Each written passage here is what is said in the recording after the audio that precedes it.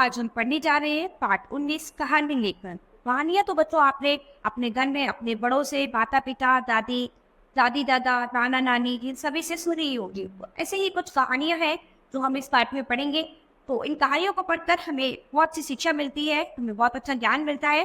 तो आइए कुछ कहानियां हैं, इस कहानियों को हम इस पाठ में पढ़ते हैं। कहानी लेखन एक अत्यंत पुरानी विधा है जो आप में भी किसी न किसी रूप में विद्यमान है। बच्चे जब शरारत करते हैं तो उन्हें शांत कराने का सबसे अच्छा तरीका है उन्हें तरह तरह की कहानियां सुनाना। आपने भी अपने दादा दादी तथा नाना नानी से कहानियां सुनी होंगी। आइए अब कहानी लिखना भी सीखे। कहानी लिखना एक कला है और कला का जितना अभ्यास किया जाए उसमें उतना ही निखार आता है। तो कोई भी कला है बच्चों, अगर आप उसमें निरंतर अभ्यास करते रहेंगे तो वो हमेशा आपकी अच्छी होती जाएगी। हम कहानी का मुख्यतः 3 प्रकार से लिख सकते हैं। सबसे पहला संकेतों के आधार पर, दूसरा शिक्षा के आधार पर, तीसरा चित्रों के आधार पर। तो कहानी लिखते समय निम्नलिखित बातों को ध्यान में रखना चाहिए। सबसे पहला, कहानी का आरंभ रोचक होना चाहिए ताकि पढ़ने वाला एकदम आकृष्ट हो। यानी कहानी को पढ़ते समय ऐसे लगना चाहिए कि कहानी में कुछ बात है, उसको पढ़ के हमें अच्छा लगेगा। तो कहानी की जो शुरुआत है वो एकदम रोचक तरीके से होनी चाहिए। कहानी की भाषा सरल, सरस और आम बोलचाल की होनी चाहिए जिससे उसको पढ़ने वाला या व्यक्ति या सुनने वाला व्यक्ति आसानी से समझ सके। रूपरेखा के अनुरूप ही कहानी का विकास करना चाहिए। चरम सीमा पर पहुंचकर ही कहानी का अंत करना चाहिए। कहानी के अंत में उससे सीख या शिक्षा को अवश्य लिखना चाहिए। कहानी के अंत में हमें ये जरूर लिखना है कि हमें इस कहानी से शिक्षा या क्या सीख मिली। तो इसके बारे में भी जानना बहुत जरूरी है कि जो कहानी सुन रहा है उसको इस बारे में पता होना चाहिए कि उसे इस कहानी को पढ़कर क्या सीख मिली। तो यहाँ पर एक छोटी सी कहानी है हमारे पास, फूट की लूट। एक जंगल में 4 बैल रहते थे, वह आपस में बहुत प्यार करते थे। वे जहाँ जाते इकट्ठे जाते थे। उनकी एकता के कारण कोई भी जानवर उनसे मुकाबला नहीं कर सकता था। उनके मोटे मांस को देखकर जंगल के राजा शेर के मुंह में पानी भर आया। शेर ने बहुत कोशिश की मगर उनकी एकता के सामने वह झुक कुछ न कर सका। एक दिन शेर ने लोमड़ी के सामने अपनी इच्छा रखी। लोमड़ी बहुत चालाक थी, उसने शेर से वादा किया कि वह इन सबको शेर का भोजन बना देगी। क्या था कि ये बैल जो थे चारों एक साथ जाते थे, जहाँ कहीं भी जाते थे इनमें इतनी एकता थी कि कोई भी इनकी एकता को नहीं तोड़ सकता था। एक दिन शेर ने इनकी मोटी चमड़ी को देखा और उसने सोचा कि वो उनको खा ले, लेकिन वो उनको खा पाने में असमर्थ हो रहा क्योंकि उनके अंदर बहुत एकता थी।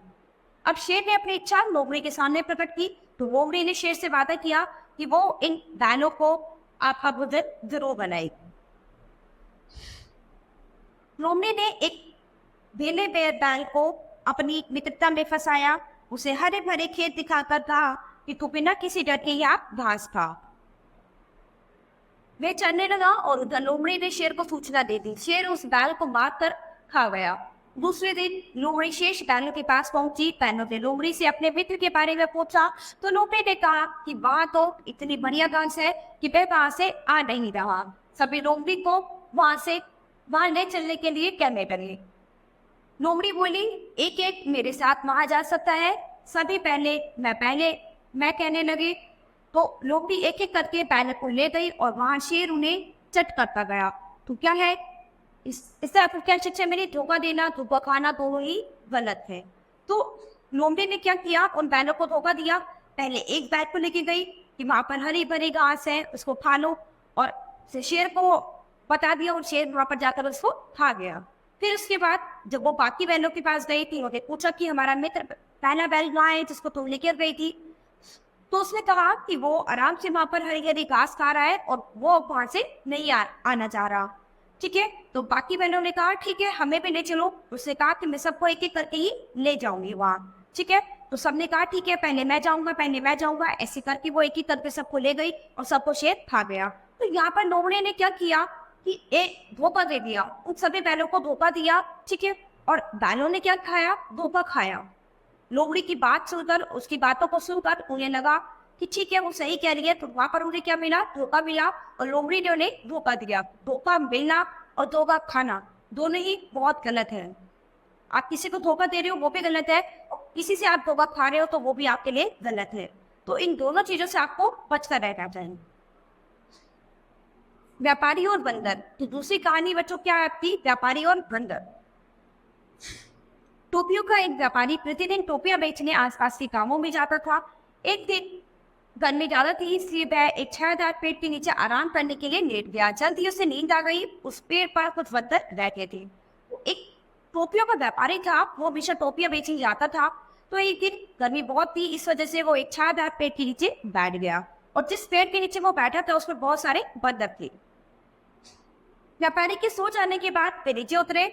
उन्होंने गठरी खोली और एक एक टोपी एक एक बंदर ने पहन ली। टोपियां पहनकर सभी पेड़ पर चढ़ गए।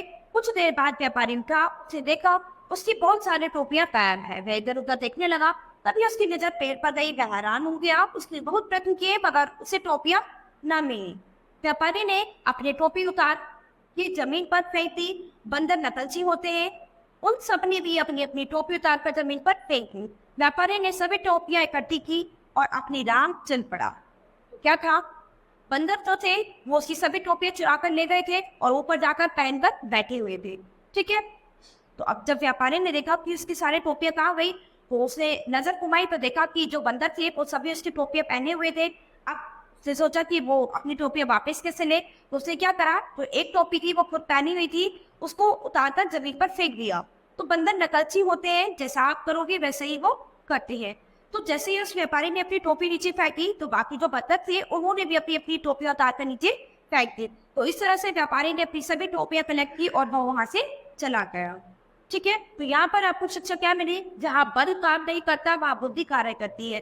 तो हर जगह आपको बल से काम नहीं लेना है, किसी किसी जगह आपको बुद्धि से भी काम लेना है। हर जगह बल काम नहीं आता, बुद्धि से भी काम लेना चाहिए। ठीक है, तो ये जो कहानी है आपको यही सीख देती है कि आपको हमेशा अपनी बुद्धि का प्रयोग करना चाहिए, बल का प्रयोग नहीं करना चाहिए। तो बच्चों यहाँ पर इस पाठ में अभी कुछ कहानियां पढ़ी हैं, तो आपको कुछ एक दो विषय पर अपनी कहानियां लिखनी है अभ्यास में, कि आप अपनी भाषा में कैसे कहानी लिख सकते हो। ठीक है, तो इससे आपको कहानी लिखनी आ जाएंगी। तो बच्चों आज हमारा ये पाठ यही खत्म होता है। अब हम अपनी नई क्लास में मिलेंगे अपने नए पाठ के साथ। धन्यवाद।